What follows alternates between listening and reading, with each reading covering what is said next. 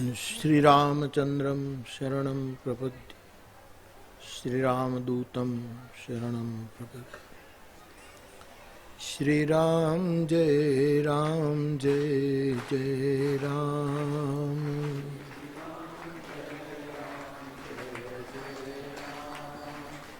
श्रीराम जय जय राम।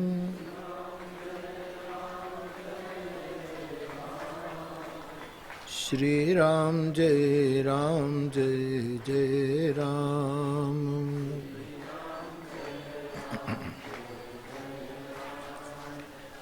मंगल भवनय मंगलहारी मंगल द्रवहु सो दशरथ अजीर बिहारी।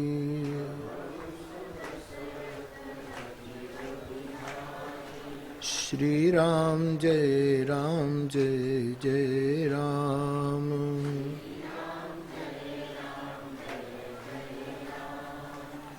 जय जय जय हनुमान गोसाई।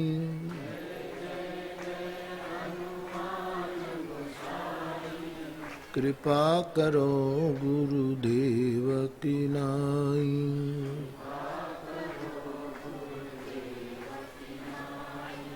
श्री राम जय जय राम।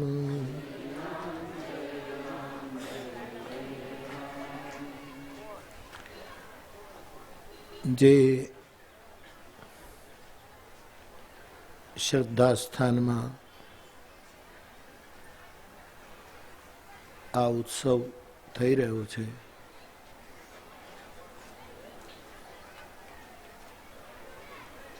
ए पूज्यपाद ध्यान स्वामी बापानी समाधिस्थ चेतना ने मारा प्रणाम। समग्र निम्बार्की प्रवाही परंपरा ने पण मारा प्रणाम। अने आ समाधिनी प्रेरणाथी जे विचार आव्यो ए चरितार्थ थई रह्यो छे अने ए क्रममां आजे पूज्य ध्यान स्वामी बापा एवॉर्ड जे पावन धाम ने समर्पित थई रह्यो छे परम पूज्य लोहलंगरी बापानु स्थान वडवाला देव गोंडल ने आ वंदना आपणे अर्पण करीए छीए अने एमना प्रतिनिधि रूपे आपणा आ प्रेम अर्घ्यने स्वीकारवा माटे पधारेला वर्तमान गादीपति पूज्य सीतारामजी बापू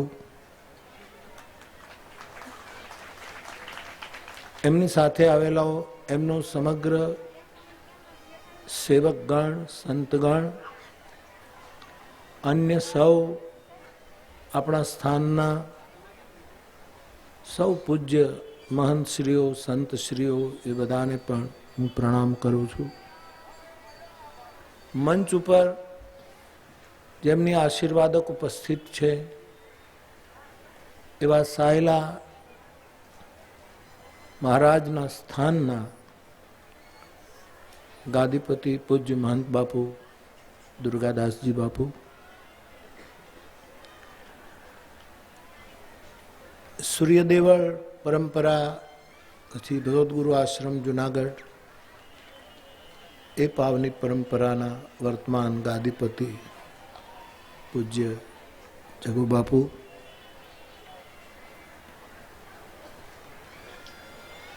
गुजरात में जे निम्बार्की परंपरानु मुख्य अने मोटू स्थान छे ए લીમડી मोटा मंदिरना वर्तमान गादीपति पूज्य बापू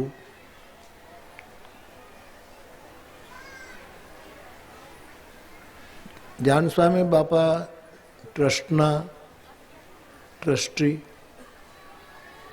મુખ્ય ટ્રસ્ટી અને અમારે હરિયાણી સમાજના અખેગઢ મંડળના મહંત શ્રી પૂજ્ય વસંતદાસજી બાપુ અને આ ટ્રસ્ટના સૌ પૂજની ટ્રસ્ટીગણ, અહીં સમૂહ લગ્ન પણ આપની કૃપાથી યોજાતા રહે છે. એમાં આવેલા સૌ મારા પૂજની સાધુ સમાજના માતાઓ, વડીલો, ભાઈઓ, બહેનો અને નવદંપતીઓ,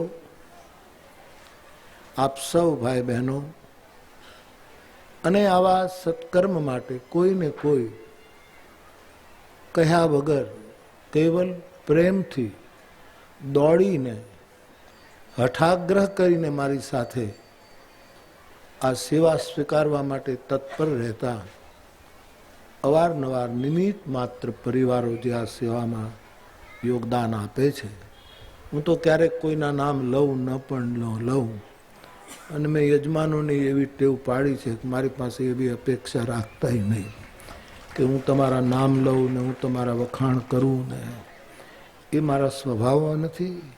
આ જે સમાધિના છાયામાં બેઠા એ સમાધિના સ્વભાવમાં એ વસ્તુ નથી. એટલે પણ છતાં મને મન થાય તો હું બોલું ખરો, એમ મને પાછો કોઈ રોકી ન શકે. એટલે નૈરોબી જસાણી પરિવારમાંથી આ જીજ્ઞા છોકરો આ બીજી વખત, ગઈ વખતે પણ એમણે આ સેવા સ્વીકારી, આ વખતે પણ કે બાપુ મને સેવા આપો. એના પહેલાં ટીનો તો હોય જ, ઘણા બધાએ તલગાજરડા, સેંજળ, જે કંઈ સત્કર્મો થતા હોય એમાં કોઈને કોઈ, અને મેં ખાસ શબ્દ વાપર્યો છે, મારી સાથે હઠાગ્રહ કરીને એ લોકો આમાં નિમિત્ત બનતા હોય છે. હું કોઈને આગ્રહ કરતો નથી. અને એ સેવા કરનારા આખા પરિવારને ધ્યાન સ્વામી બાપાના આશીર્વાદ અને અનુગ્રહ તો છે જ, વિશેષ ઉતરે. આપ સૌ સંતોના આશીર્વાદ એમને વિશેષ ઉતરે અને એ બધું આ છોકરાઓ પચાવી શકે. હું છું ત્યાં સુધી તો એને અથીરા નહીં થવા દઉં, પણ પછી એને પચ્યા કરે એવી મારી હનુમાનજીના ચરણમાં પ્રાર્થના છે. બાપુ આપ પધાર્યા, હું જમનાદાસ બાપુને યાદ કરું. હમણાં હરીશભાઈએ પણ કહ્યું કે અમારા બધા જ દેહાણ જગાટના જગ્યાઓના મહંતો પોતપોતાનો વિશિષ્ટ સાધુ સ્વભાવ ધરાવે છે, અને એ વિશિષ્ટ સાધુ સ્વભાવથી એ લોકોના પૂજ્ય અને પ્રિય બન્યા છે, લોકોને પ્રાપ્ય બન્યા છે. એવા જ જમનાદાસ બાપુ, પૂર્વ મહંત બાપુ, એ તો વળી સાવ મૂંગા રહેનારા મન. જ્યાં સુધી મારી સાથેનો પરિચય લગભગ બોલે જ નહીં, અને જેટલી વાર કથા માંગવા આવ્યા હોય કથા માટે, પણ એ કથાની બાપુ વાત કર્યા વગર જ જતા રહે, ક્યાંય નહીં. મારે સમજવાનું કે આ ઉઘરાણી છે.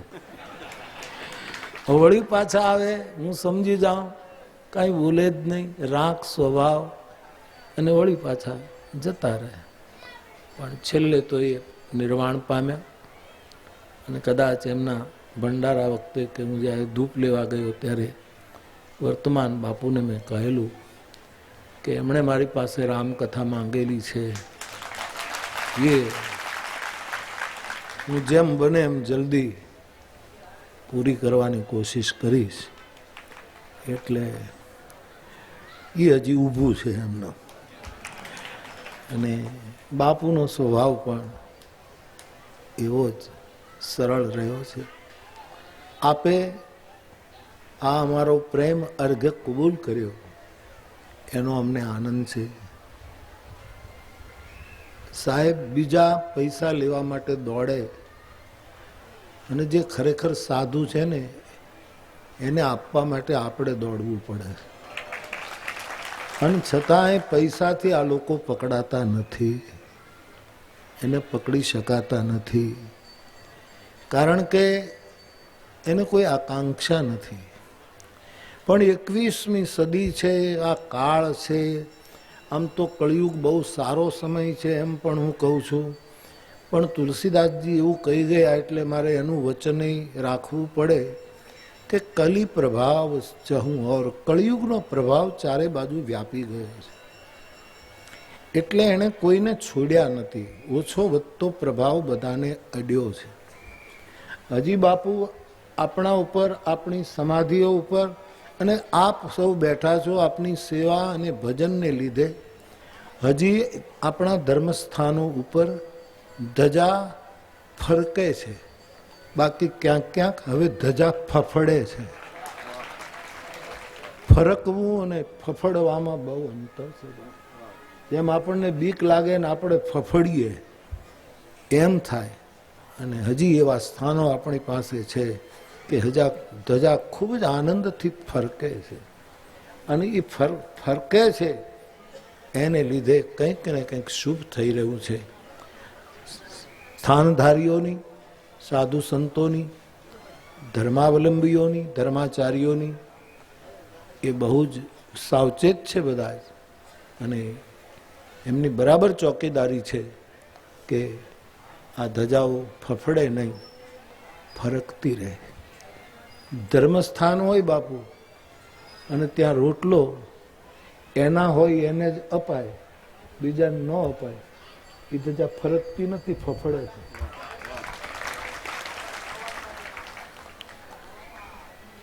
ધજા તો એની ફરકે કે જ્યાં નાત જાત વર્ણ કોઈ વસ્તુ ન પૂછાય. એક જ પંગતમાં જઈને બેસાડીને, હમણાં જ આ અમદાવાદમાં કથા કરતો હતો તો એક ભાઈએ મને એમ કહ્યું, મોટા નગરોમાં જાહેર રસોડા ઓછા થાય, આપણા ગામોની કથા કે સાધુ કરાવતો હોય ત્યાં તો થાય જ, એ તો સીધી વાત છે. આપણી સામે સાયલાનું રસોડું તમે જુઓ, લગભગ બધાને ઓવરટેક કરી ગયું હતું સાહેબ. એટલું મોટું ભોજન ચાલ્યું ત્યાં. બરાબર, અમદાવાદમાં ભોજન રાખવાની તો મને તો ગમે કે ભાઈ જમાડો તો બહુ સારું. તો કે લોકો થોડીક ટીકા કરે તો ટીકા તો કરે, ટીકા કર્યા એનો અર્થ એમ છે કે મંદિરના પ્રસાદ બંધ કરી દેવા, ટીકા કરે એટલે મંદિરની આરતીઓ બંધ કરી દેવી, ટીકા કરે એટલે ધૂપ બંધ કરી દેવા, ટીકા કરે એટલે આ સ્થાનો બધા ખોટા છે એટલે સમાધિઓ ઉખેડી નાખવી. ટીકા કરનારા ધરબાઈ જાય, આ કાયમ બેઠા હોય છે. એટલે એની સામે કાંઈ જોવાય નહીં. એટલે મેં કહ્યું કે ભાઈ જમવાનું રાખો તો હું બહુ રાજી થાઉં. અને રાખ્યું. બહુ ઓછા માણસો જમતા હતા, પણ એમાં મને કોકે પૂછ્યું ને મેં એનો જવાબ કથામાં આપ્યો કે આ મફત બધાને ખવડાવી દેવું એના કરતાં પછી લોકો કાંઈ કરે જ નહીં, કાંઈક ટોકન રાખવું. આવો એક પ્રશ્ન આવ્યો કે એમ રૂપિયો કેમ, રૂપિયો આપે ને રસોડે જમી લે, ટોકન. મેં હસતા હસતા કીધું કે ઈશ્વરે તને મનુષ્યનો દેહ આપ્યો ત્યારે તે ટોકન આપ્યું તું ટોકન આપીને લાવ્યો તો આ દેહ. બળે ભાગ માનુષ તનુ પાવા, સુર દુર્લભ સદગ્રંથની ગાવા. અને એ પણ કબહુક કરી કરુણા નર દેહી, દેત રામ બિનુ હેતુ સ્નેહી. એ રીતે આ દેહ મળ્યો છે, કોઈ ટોકન માંગ્યું નહોતું. તો વગર ટોકને બધાને ટોક ટોક કરે છે કે આમ ન કરો, આમ ન કરો, જમાડી ન દેવાય, માળા ન ફેરવાય, બાવાઓની પાછળ ન ફરાય. અને મેં ગયે વખતે કીધું કે ગમે તે થાય આવું કર્યા જ કરવું પડશે, છૂટકો જ નથી, આ કરવું જ પડશે. અહમ મુક્ત ચિત્તથી આ કરવું પડશે. ટીકા થવાની. અને મેં તો અમદાવાદની કથામાં આ વખતે બહુ ટૂંકા શબ્દમાં બાવાની વ્યાખ્યા કરી, હાવ ટૂંકા શબ્દમાં. આનાથી વધારે ટૂંકા શબ્દમાં બાવાની વ્યાખ્યા થાય કે કેમ મને ખબર નહીં. કારુણિકા અને તિતિક્ષા અને આવા ભાગવતમાં બહુ લાંબા લાંબા વર્ણન છે સાધુઓના, પણ સાવ ટૂંકી વ્યાખ્યા જો બાવાની કરવી હોય, આ બાવા શબ્દ હું જાણી જોઈને બોલું છું, અમે છીએ એટલે બોલું છું. બાવા છીએ એટલે બાવા છીએ કેમ, એમાં શું ખોટી વાત છે? ઘણા લોકોને અમને સાધુ કહેવાની તકલીફ પડે છે, તો એને તકલીફ પડે, કોઈને તકલીફ પડે એવું કરવું શું કામ આપણે જોઈએ? એને તકલીફ નથી, એની જીભને લકવો થયો છે, એનું આપણે શું કરી શકીએ? કારણ કે એ સાધુ નથી બોલી શકતા, એની જીભને તકલીફ છે. ગાંધીજી હતા ત્યારે ઘણા એને બાપુ નહોતા કહી શકતા. ગાંધીભાઈ કેવા ભૂંડા લાગતા છે, કલ્પના કરો. આખા વિશ્વનો બાપ થઈને બેઠો, દુનિયાને આઝાદી આપી, અને છતાંય અમુક અહંકાર બોલવા ન દે. એટલે મિસ્ટર ગાંધીભાઈ એવું કહેતા હતા. ત્યારે આપણને એમ લાગે કે આવું બોલનારા તો એના સરનામા આપણને આપે છે કે આ અમારું સરનામું, અમારી આ ઓળખાણ. એ લોકો કાર્ડ નહોતા છપાવતા, અમને સરનામું આમ જ આપે, સંબોધનથી જ આપણને સમારું કે આ અમારું ઘરાનું, આ અમારી પરંપરા. એટલે ગાંધીજીને ભાઈ કહેતા હતા, બાપુ નહોતા કહી શકતા. કાક બાપુને ઘણા ભાઈ કહેતા હતા, બાપુ નહોતા કહી શકતા. આ કાલ સવારની વાતો છે. આપણને તો સવાલ જ નથી, જન્મ્યા ત્યાંથી બાપુ એટલે કાંઈ, પણ તોય બીજાને ઘણા તકલીફ થાય. એટલે હું આમ બાવા શબ્દ મને ગમે કે એમાં તો કોઈને વાંધો ન હોય, કારણ કે એ તો આમ સારા અર્થમાં બાવા કહે તોય બાવાશ્રી, બાવા આમ કહેવાય. રાજાઓ માટે પણ બાવા શબ્દ વપરાય છે, મહારાષ્ટ્રીઓ આચાર્યો માટે બાવાશ્રી શબ્દ વપરાય. એટલે આમ સારી રીતે, અને આપણને તો કોઈ બાવા કહે એટલે આપણે તો સારો જ અર્થ લઈએ ને, શું કામ ઓલો અર્થ લઈએ, બરાબર. આપણી તાંબડીમાં ઘઉંનો નાખ્યો કે બાજરાનો નાખ્યો કે જુવારનો રોટ નાખ્યો કે રાખ નાખી દીધી, આપણે ક્યાં જોઈ? તો આપણે ઢોકળા કરીને ખાઈ નથી જતા સાહેબ, કારણ કે એના જેવા સાધુના તાંબડી જેવા ઢોકળા ક્યાંય થાય જ નહીં. કેટરેકો ગમે તે એની પેઢીઓ કેટરેકોની વહી જાય ને તો આવા ઢોકળા સાધુના જેવા તો એને ક્યાં થાય? કારણ કે એમાં જે આવ્યું હોય એ તમારી તાંબડીમાં હોય જ નહીં સાહેબ. એટલે આપણે તો જે વસ્તુ હોય લઈ લેવાની. એટલે નિંદનીય ભાવમાં પણ બાવા શબ્દ બોલાય છે, અને વંદના અર્થમાં પણ બાવા. એટલે બાવા એટલે ટૂંકમાં મેં વ્યાખ્યા કરી, બાવો કોને કહેવાય? તો એક બહુ ટૂંકી વ્યાખ્યા મને ગમી છે, બીવે નહીં બાવો. આ સિવાય કાંઈ નહીં બાપુ. બીવે નહીં એનું નામ બાવો. બીવે ઈ બાવો નહીં. હાવ ટૂંકું, આનાથી વધારે કઈ નાનું સૂત્ર કઈ હોય. બીવું શું કામ? જેની પાસે માળા હોય, તિલક હોય, રામચરિત માનસ હોય, હનુમાન ચાલીસા હોય, અને બધા કરતા ગુરુનો હાથ હોય, એને બીવાનું શું કામ? બીવે રૂપિયા વાળા, બીવે પદ પ્રતિષ્ઠા વાળા. હમણાં બે ઉદ્યોગપતિ પતિ પત્ની મારી બાજુ સામે બેઠા હતા, અને બે જણા શેરની વાત કરે. મને શેરમાં કાંઈ ખબર પડે નહીં.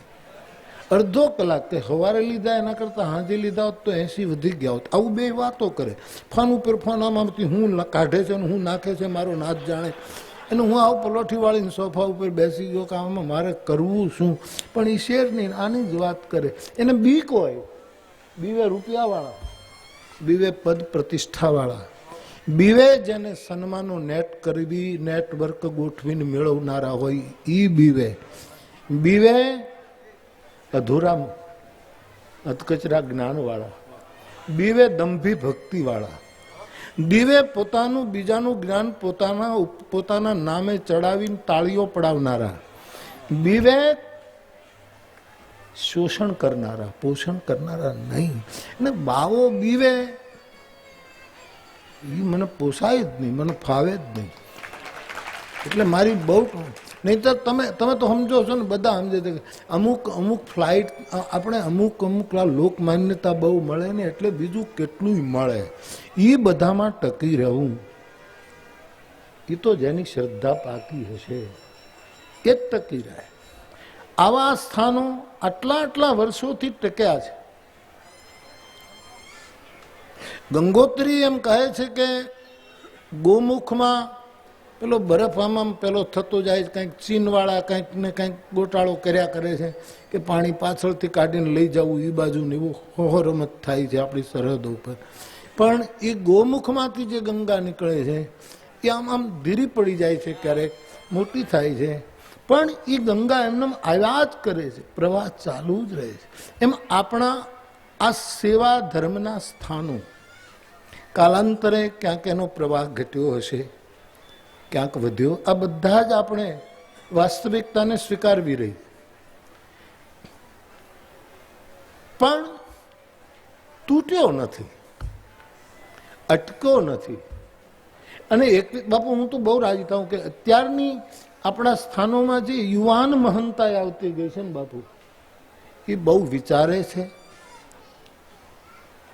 એકાબીજાને જુએ છે, સમાજના વેણને પરખે છે, અને એની સાથોસાથ સાધુઓની સાધુતાને બરકરાર રાખી અને સેવા ધર્મને ખૂબ આગળ વધારે છે.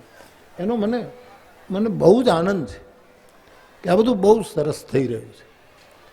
તો આ સેવા ધર્મની એમાંય આપણે જે આ ટ્રસ્ટીએ નક્કી કર્યું, આ વિચાર જે દાદાએ આપ્યો અને જે ચાલ્યું કે ભાઈ આપણે એવા સેવા ધર્મના સ્થાન, અને એમાંય તે જે રોટલા દ્વારા સમાજને જોડતા હોય. ગાંધીજીની પાસે પેલો આદિવાસી માણસ જાય છે અને એને ગાંધીને મળવું જ હતું, ખાલી 1 મિનિટ દર્શન જ કરવા હતા. 15-20 કિલોમીટરથી ચાલીને આવેલો, અને જુગતરામ દવે બાપાની ઓળખાણ કે આ મારા વિસ્તારનો છે ને બાપુ 1 મિનિટ મળવું છે. એટલે બાપુએ કીધું મારે હમણાં એને નથી મળવું. તો કઈ આદિવાસી છે, બાપુ કેટલી વખત આવ્યો ને તમે અડધી મિનિટ એક વખત મળી લો ને. તો કે નહીં. જુગતરામ બાપાને નવાઈ લાગી કે ગાંધી આવું બોલે, જરાક વિચિત્ર લાગે. ત્યારે પછી ખબર પડી કે ગાંધીજી એમ કહ્યું, પહેલા એને તમે જમાડી દો, હું એને ચોક્કસ મળીશ 5 મિનિટમાં, પણ પહેલા જમાડી દો. આપણા સ્થાનની આ જ વાત હતી, પહેલા એને જમાડો, તમે એને રોટલો આપો. ને આપણે ત્યાં તો રોટલો ત્યાં હરી ઢુકડો, ટુકડો ત્યાં હરી ઢુકડો ને, અને હું ફેરવી નાખું છું, ટુકડો ત્યાં હરી ઢુકડો એ બરાબર, પણ હરી જેને ઢુકડો હોય ને એને ત્યાં ટુકડો હોય. જેને ઘરે ટુકડો ન હોય ને એને સમજવાનું ઘરે ઢુકડો નથી, ક્યાંક અમેરિકા કે ક્યાંનો ક્યાંક રહે છે, ઢુકડો નથી.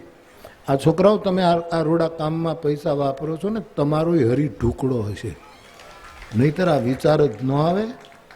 આ પૈસા તમે જે ખર્ચતા હશો, આમાં તો તમે સ્વિટ્ઝરલેન્ડે જી આવો અને લોસ એન્જલસે જી આવો, ત્યાંથી શોપિંગ કરી આવો, ત્યાંથી પછી પનામાય આંટો મારી લ્યો, ત્યાંથી રશિયા થઈને ચીનની જે નકલી વસ્તુ મળતી હોય એ લઈને તમે પાછા અહીં આવી જાઓ, એટલા તમે પૈસા ખર્ચ. પણ તમારો હરી ઢુકડો છે એટલે તમને આ ટુકડામાં આપવાનો વિચાર થયો છે.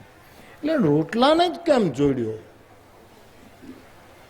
શરીર બ્રહ્મનું ઘર છે એમ શાસ્ત્ર કહે છે. આ શરીર છે બહુ મોટા ભાગ્યથી મળે છે, ભગવાનનું ઘર છે. કૃષ્ણ ભગવાન ગીતામાં કહે, હું હૃદયમાં નિવાસ કરું છું, ઈશ્વર સર્વભૂતાનામ, એમ કહીને આ શરીર રૂપી ઘરના હૃદયના ઓરડામાં હું રહું. શરીરમાં ઈશ્વર રહે છે, પણ શરીરને બ્રહ્મ નથી કહ્યું ઉપનિષદોએ. શરીર બ્રહ્મ, આમ અદ્વૈતમાં તો બધું બ્રહ્મ, એટલે તો બધું બ્રહ્મ જ થઈ ગયું.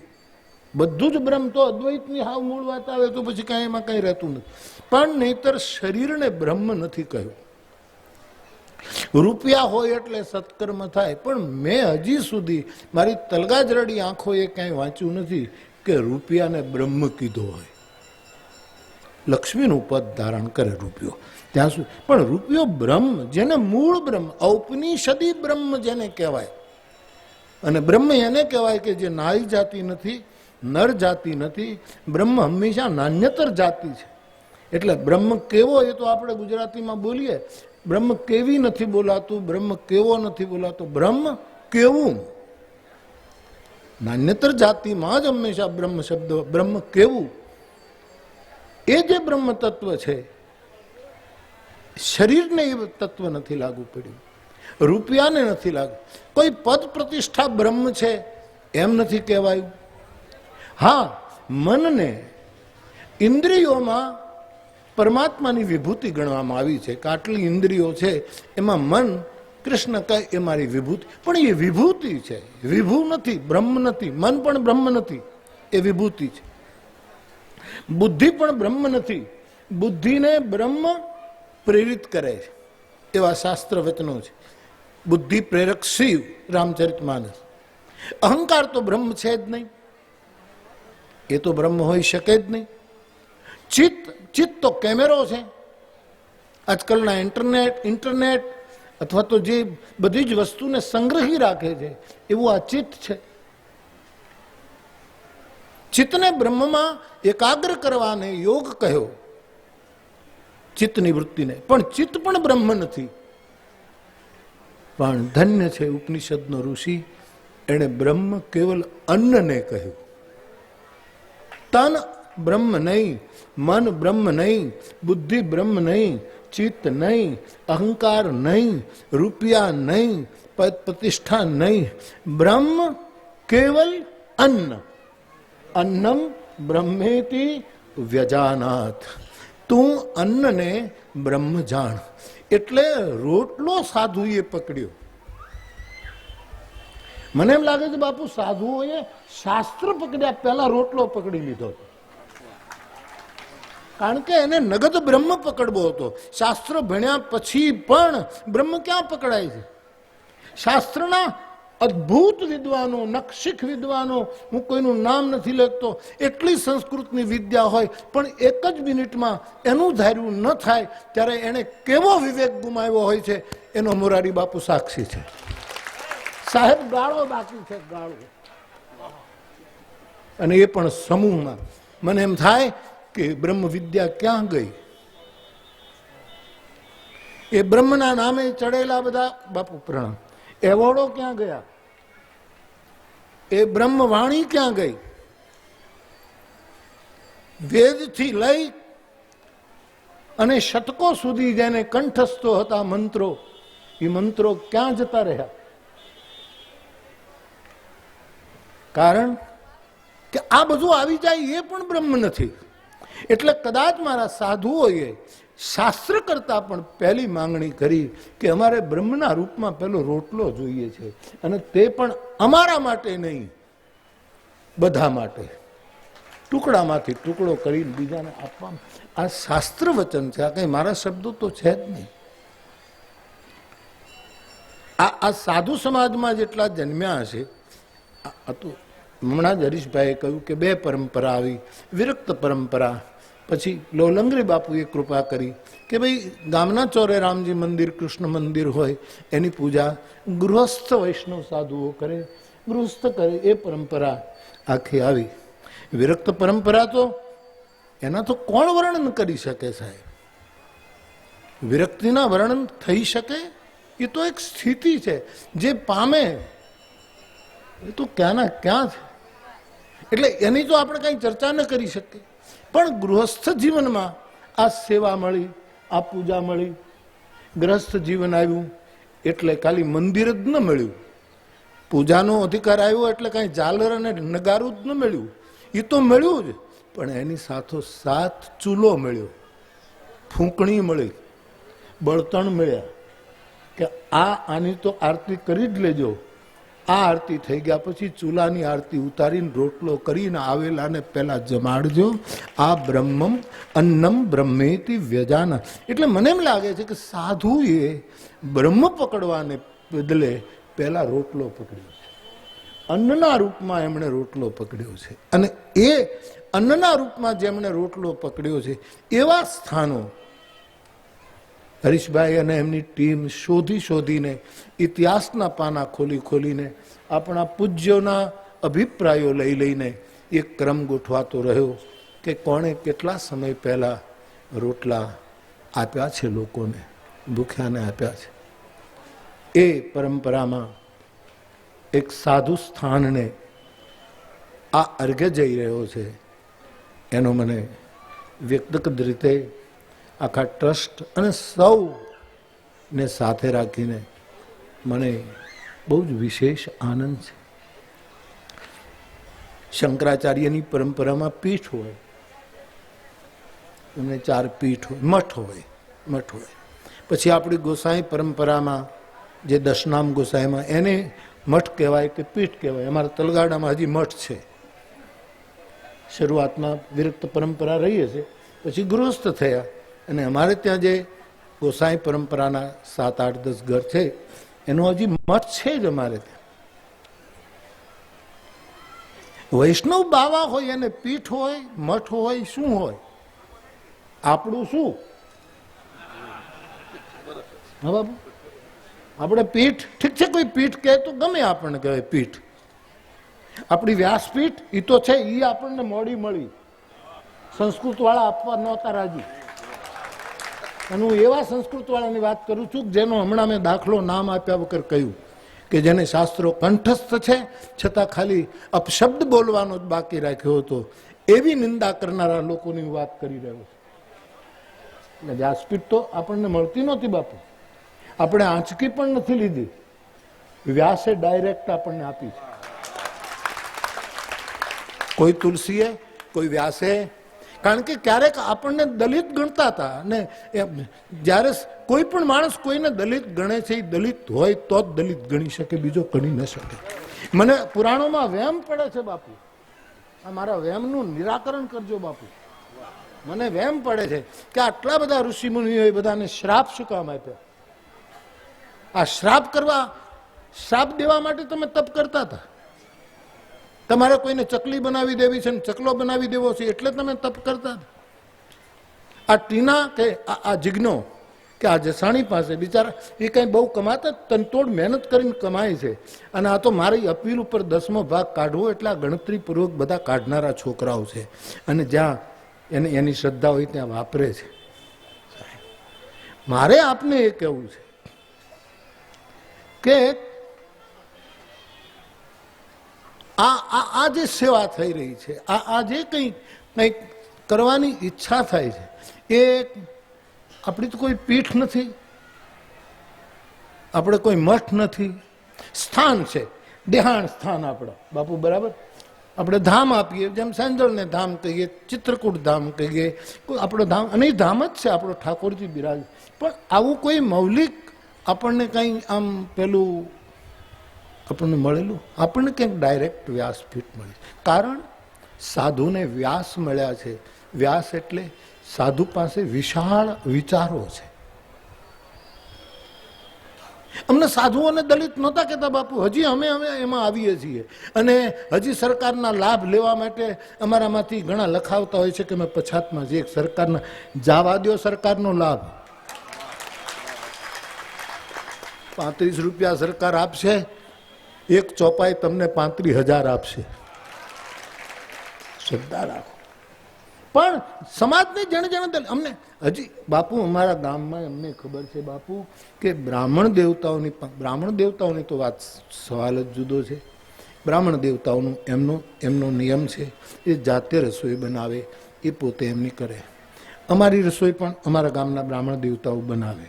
અમે પણ અમુક, હવે તો પતી ગયું, નહીતર અમુક જ્ઞાતિ બાપુ મારા ગામમાં એનો અનુભવ કરું, એ અમારી સાથે પાછા ન જમે. એમ કે બાવાઓની પંગત જુદી કરો. લે, એટલે બાવા પાસે તો ફૂંક મરાવી છે, અને હવે થૂંક નાખે છે. તારું થૂંક ઉડી જાય, અમારી ફૂંક કોઈ દી ઉડશે નહીં.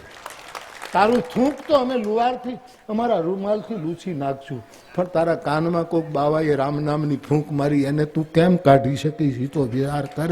મૂઢ, એ મૂઢ હું ન કહું, શંકરાચાર્યએ કીધું એટલે કહું, બાકી મારી ભાષા મૂઢ કહેવાની નથી. મૂઢ મતે એટલે અમુક જે કણબી ભાઈઓ હતું. છગન બાપુ તમને બરાબર ને બાપુ? મને યાદ છે ત્યાં સુધી મકવાણા સાહેબ, અગેલા સાહેબ, આજે અપરાધ અથવા તો અન્યાય અમુક જ્ઞાતિઓને થયો છે, એમાં અમુક જ નથી, અમે પણ એમાં અમે સહન કર્યું છે. અમે, અને એ સહન કરવાનું સારું ફળ મળ્યું કે અમારા હાથમાં ભજન આવ્યું, અમારા હાથમાં માળા આવ્યું. ચોમાસા વગર નાતા નહોતા. એ આપણને એમ કે તમે અમારાથી જુદા બે. હવે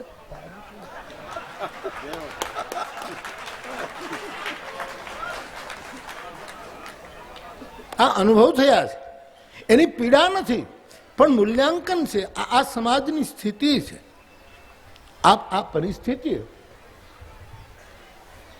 શું હતું આપણી પાસે? મને એમ લાગે છે બાપુ, આપણી પાસે પીઠ નથી, મઠ નથી, આપણી પાસે ઘાટ છે. 4 ઘાટ છે, અને એ ઘાટના નામ છે, એક ઘાટ છે શિક્ષા ઘાટ. જેવું બને એવું આ બધા સ્થાનો બાળકોને ભણાવે છે, પોતાની રીતે સંસ્કૃત, સાહિત્ય આ બધું ભણાવે છે. કનીરામ બાપુ પધાર્યા છે મહામંડલેશ. આ બધા જ એક આપણો શિક્ષાઘાટ છે. આપણે બીજું કંઈ નહીં તોય ખરાબ સંસ્કાર ન આપીએ એ આપણો શિક્ષાઘાટ છે. અમારા ભીખારામ કાકા કહેતા કે સંસ્કાર આપવા એ આપણો ધર્મ છે. ભીખારામ કાકા એ બે પ્રકારના સંસ્કાર આપતા.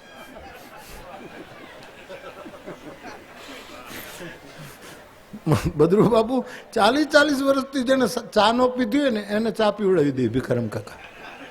આ મારી નજર મેં કીધું ખબર શું કામ 40 વર્ષથી આપણા સાધુ છે અને 40 વર્ષ સાથે તો કે નહીં બાપુ, સાધુમાં નાના મોટું કોઈ હોય નહીં, એ મોટા છે આપણે નાના, પણ સંસ્કાર આપવો એ આપણો ધર્મ છે. અને ચા તો પીવડાવે, પૈસા એની પાસે અપાવે.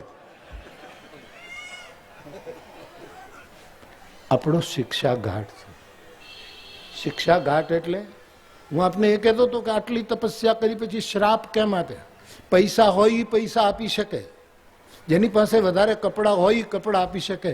મને એમ લાગે છે જેનો માયલો શાપિત હોય એ જ બીજાને શ્રાપ આપી શકે, પુણ્યાત્મા શ્રાપ આપી શકે. સાધુનો શિક્ષાઘાટનો અર્થ શિક્ષા એટલે દંડ નહીં. શિક્ષા તો દંડ માટે પણ વપરાય છે કે શિક્ષા કરો. સાધુનો ઘાટ છે શિક્ષાઘાટ. બે જણા બેઠા હોય તો એની સાથે રામની વાતો કરતો હોય, સાથે ભજનની વાતો કરતો હોય, મંત્રની વાતો કરતો, એને જે કંઈ એના ગુરુ તરફથી મળ્યું હોય એ. સાધુનો એક ઘાટ છે શિક્ષાઘાટ. બીજો ઘાટ છે દીક્ષાઘાટ. અધિકારી પાત્ર જ્યારે એને એમ લાગે ત્યારે સાધુને એમ લાગે કે હવે મારે સમાધિ તરફ જવાનું છે ને મારે હવે કોને બેસાડવો, એની એ પહેલા તૈયારી કરે.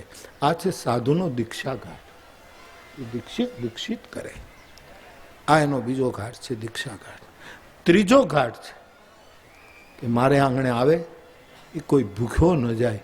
એ ઘાટનું નામ ભિક્ષાઘાટ છે કે તમે આવો, હરિહર કરો, હરિહર કરો, હરિહર કરો, હરિહર કરો. ભોજન વગર નહીં, જે પરિસ્થિતિ હોય એને મારી તલગાજરડાની દ્રષ્ટિ ભિક્ષાઘાટ કહે છે. ચોથો બહુ જ મહત્વનો ઘાટ છે સાધુનો, અને તે છે ક્ષમાઘાટ. ક્ષમા આપી દેવી, ગમે તે હોય એને ક્ષમા આપી દેવી. એ દીક્ષા લઈ ગયો હોય ને બદલી ગયો હોય ને તો એ ક્ષમા આપી દેવી. ને દીક્ષા લઈ લે હામાં નથી થતા બાપા. દીક્ષા લઈ ગયા પછી હામાં થાય, જુદા પંથો ઉભા કરે.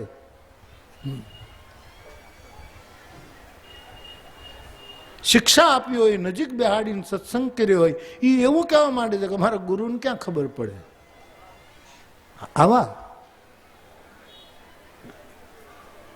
અમારા ભીખારામ કાકા તો એમ જ કહેતા, અમે 2-3 જણા બેઠા હતા અને અમુક પંથી, નામ નહીં આપું, એ અંદર ચર્ચા કરતા હતા સત્સંગ. એટલે મને તો કાંઈ બહુ રુચિ નહીં, પણ કાકાને બહુ. એ કે મને આ 3 જણા શું કરે, સત્સંગ કરે, હું જાઉં. તો કાકા એ એનું કરવા દો ને, નકામાં કંઈક ના પાડશે, તમારો સ્વભાવ જશે ને બધું બગડશે. આપણે એની મેળીએ ઉતર્યા છીએ, અહીંથી ઉતારી મૂકશે. કે નહીં, જાવું તો જોઈ, જાણવું તો જોઈ. એમ કહેતા ફિલ્મ હારી હોય ને તો જોવી તો જોઈ. એવા બધા એના સૂત્રો હતા. ઉપર ગયા તો ઓલા 3 જણાએ સત્સંગ જ બંધ કરી દીધો. હા, બંધ થઈ ગયા, ચૂપ થઈ ગયા. કાકાએ કીધું કેમ?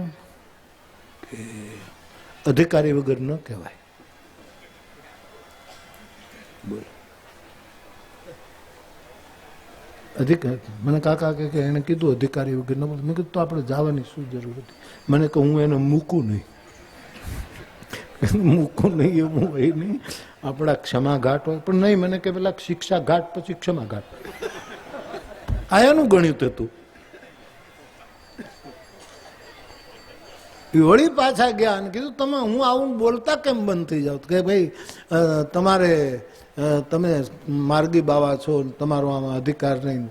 માર્ગી બાવા તમે પાઠ માંડો ને અમારા પાઠ જુદા. એટલે ભીખારામ કાકા કે હવે વાત પકડી. એણે કીધું કે પાઠ માંડીએ છીએ અમે, પણ પાઠ કેટલા પ્રકારના હોય તને ખબર છે?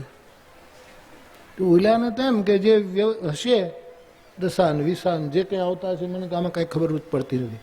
એટલા નામ ભીખારામ કાકા કે પાઠ 52 પ્રકારના હોય. બોલ, તને કયું આવડે છે? પેલા નામ લે પછી વાત કરે. 52 પ્રકારના પાપ ઓલો કાઢે ક્યાંથી? તો કે બાપુ હવે તમે કાંઈક કહો. તો કે તમે અધિકારી બની ના હો. સુધી નહીં. આપણો તો ક્ષમા ઘાટ છે. હા, મારો તુલસી વિનય પત્રિકામાં મસ્ત તો નહીં લખતો હોય, એણે લખ્યું છે પ્રેમ બારી તર્પણ ભલો અને ઘૃત સહજ સ્નેહ સંશય સમિધ અગ્નિ ક્ષમા. સાધુ, તમારા ઉપર કોઈએ શંકા કરી હોય ને તો એમ માનજો એ શંકા નથી, એ તમારા યજ્ઞમાં હોમમાંના સમિધ લઈને આવ્યો છે. સંશય સમિધ અગ્નિ ક્ષમા. અને એને ક્રોધની અગ્નિમાં બાળી નહીં દેતો. અગ્નિ ક્ષમા, ક્ષમાની અગ્નિમાં એનો હવન કરી નાખજે. ક્ષમાની અગ્નિમાં એને ભસ્મ કરી. સંશય સમિધ અગ્નિ ક્ષમા અને મમતા બલિ દે. આ ક્ષમાનો અગ્નિ. સાધુ ભલે અગ્નિ પૂજક ન પણ હોય, અગ્નિનો ઉપાસક ન હોય, પણ એના હૃદયમાં ક્ષમાનો અગ્નિ સતત ભડકતો રહે કે આવેલી શંકાઓના સમિધને એ બાળી નાખતો હોય અને એ જ ભસ્મનું પાછું એને તિલક કરી દેતો. એટલે સાધુને તો મારી દ્રષ્ટિએ આ 4 ઘાટ છે. શિક્ષાનો ઘાટ, દીક્ષાનો ઘાટ, આવેલાને રોટલો આપવાનો ભિક્ષાનો ઘાટ, અને છતાંય કોઈ આલોચના કરે તો પછી એને ક્ષમાનો ઘાટ. લોકો તો હમણાં બહુ શરૂ થયું છે. હું તો રમૂજમાં લઉં છું કે એવી એક વાત શરૂ થઈ છે કે બાપુ મોરારી બાપુ હમણાં ઉપરા ઉપરી ગુજરાતને કથા આપવાની શરૂ કરી છે. વડોદરા આપી, રણેશ્વર રણમાં આપી, અમદાવાદ આપી, હવે સુરત આપીશ, પછી મજાદર આપી. હવે મોરારી બાપુને બીજે ક્યાંય કોઈ બોલાવતું નથી ને એટલે ગુજરાતીમાં જ કથા આપે. હવે કોઈ બોલાવતા નથી. હવે ક્યાંય બધું પતી ગયું.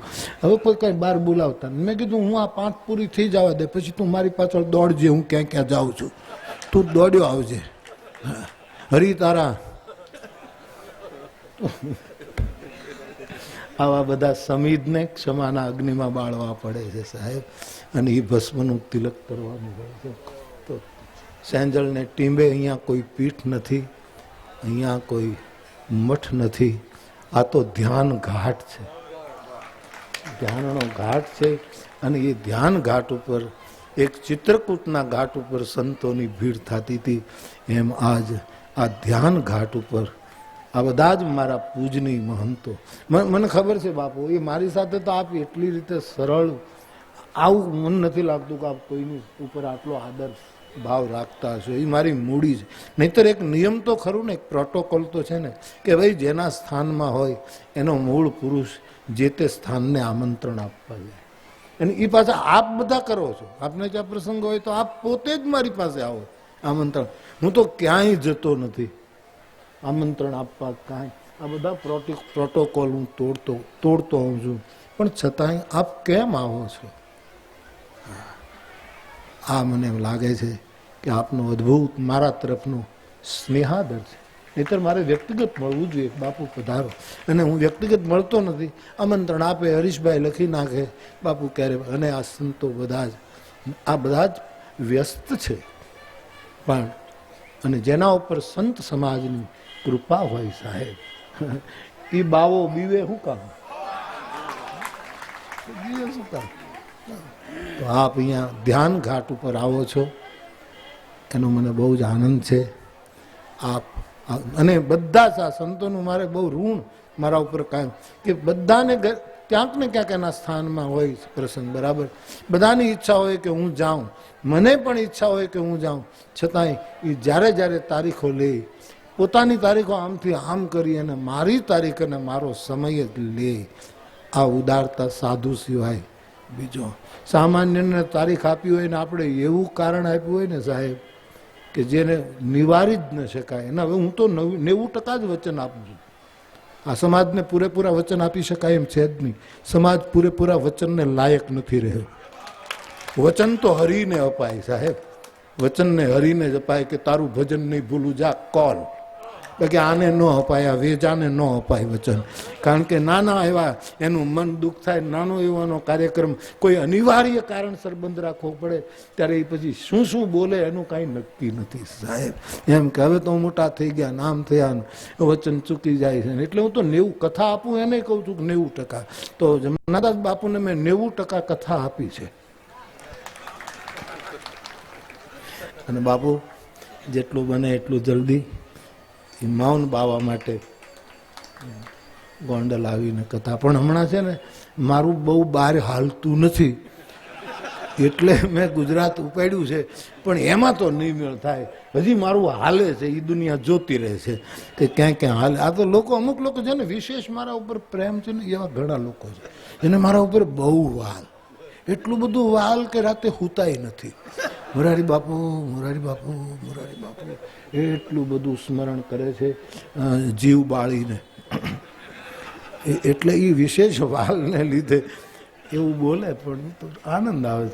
મારું મનોરંજન તો બીજું શું છે. પણ આપ સૌ, હું સારું લગાડવું નથી કહેતો. હું હમણાં ઓચિંતાનો નીકળ્યો સાહેબ, આમ જોડિયા બાજુ ગયો તો જયશ્રી માના આપણે માતાજી છે અને ત્યાં હનુમાનજીની પ્રતિષ્ઠા કરવા. મને ચા પીવાની ઈચ્છા થઈ અને 2-2:30 વાગ્યા.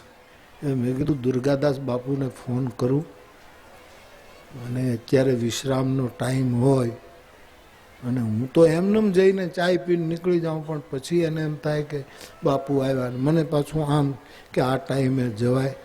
તો એ બીતા બીતા ફોન કર્યો. મને કે પણ હું જાગું જ છું, બેઠો છું, તમે વયા જ આવો. લ્યો, મેં કીધું આપણે આમ તરત જ દર્શન થયા, ભરવાડી ચા પીધી. મારે તો શું થાય કે મોટર જેની હોય એ પેટ્રોલ પુરાવે, મને તો કોઈક ચા પૂરી દે એટલે પાછા હાલીએ. થોડીક ચા પૂરી દેવી, થોડા સમય ચા જોઈએ, એવું મારું છે. બહુ રાજી થયો. ધ્યાન ઘાટ ઉપર આપ સૌ આવ્યા અને આરોડા પ્રસંગે બાપુને મેં આપેલું વચન છે જેટલું બને એટલું જલ્દી ગોંડલ. ગોંડલની કથા બાપુ બહુ જ્યારે થઈ ત્યારે બહુ જ મહત્વની એક યાદગાર કથા બાપુ. ગોંડલની કથા શિવ પરિવારે કરેલી. ગોંડલની કથા શિવ પરિવારે કરેલી. અને એ કથાથી આમ પરિચય તો કરતો, વીરપુર સ્થાનને રામાયણને નાતે પરિચય થયો સાહેબ. એ કથા બાપા ત્યાં સાંભળવા બિરાજતા. અને પછી લગભગ હું ન ભૂલતો હું તો સીધી કથા 1008 રામકથા મે મહિનામાં ગોંડલ પછી જ થઈ, એવું મારી સ્મૃતિમાં છે. તો ગોંડલ રામપ્રેમી છે, રણછોડા દાસજી બાપુ અને આટલો મોટો આદિ પુરુષ લોલંગરી બાપુ બિરાજ. એટલે હું જેટલું બને એટલું ગુજરાતની કથા હમણાં થોડીક ઓછી કરી. ના, હું તો વાદે ચડું નહીં તો મને એમ થયું કે હિન્દી ભાષા બધી બંધ કરી દઉં ને બધી ગુજરાતીને આપી દઉં આખો વરસ. એટલે ગુજરાતી થાકી જાય. વિશેષ પ્રેમવાળા આવો વળી એકાદો નો બોલ નાખી દેતા હોય છે તો વાંધો નહીં. એમાં કોઈક નો બોલ નાખે ને તો એમાં આપણો એક રન વધી જાય ને એક બોલ મળે. નો બોલમાં એવું થાય, એવું હોય. એટલે બહુ રાજીપો વ્યક્ત કરે છે આખો અમારું ટ્રસ્ટ અને અમારા ગામના દરબારો. સેંજળમાં ક્ષત્રિય દરબારો, કાઠી દરબારોના ઘર છે. એ પણ ક્યાંય ન દેખાય એમાં સેવામાં લાગેલા હોય. ક્યાંય દેખાવું નહીં, ક્યાંય આગળ આવવું નહીં, પણ બધી જ સેવામાં એમનો પૂરેપૂરો સાથ રહે છે. એટલે સમગ્ર સેંજળની જનતાને પણ ખૂબ ખૂબ આપ સંતોના આશીર્વાદ વિશેષ ઉતરો એવી પ્રભુને પ્રાર્થના. અને છેલ્લે ભગવતી કુમાર શર્માની 2 પંક્તિ જે હમણાં હું ગાયા કરું છું.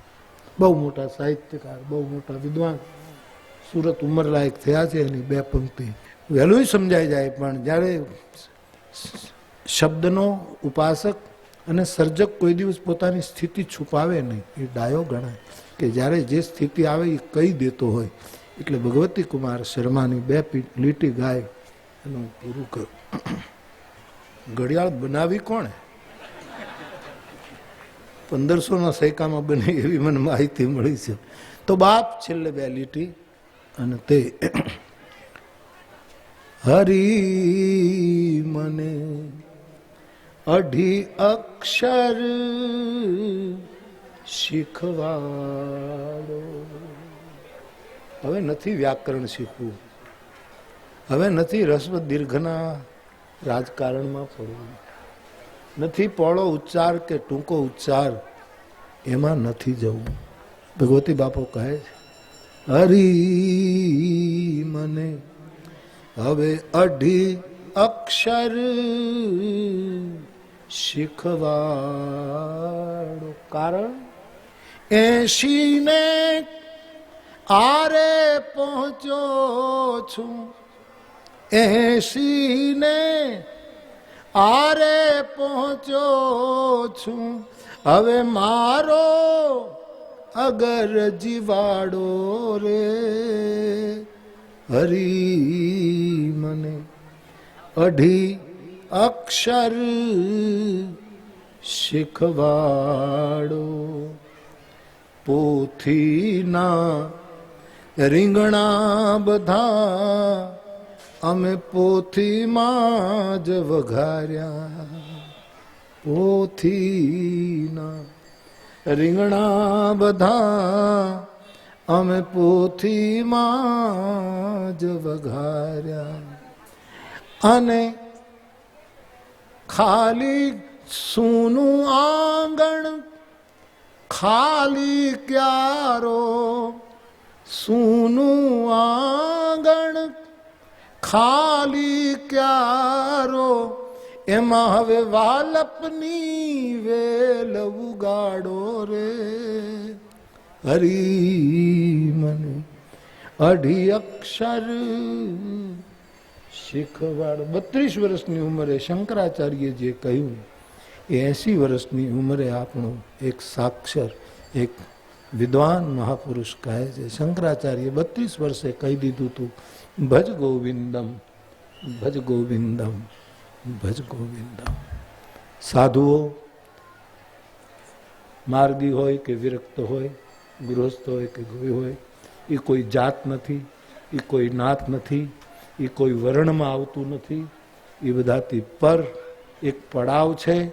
અને તેથી આ અઢી અક્ષર સાધુને એની માતાના કોઠામાંથી જ મળેલો હોય છે. સાહેબ, એ કોઠામાંથી જ લઈને એ આવતો હોય છે.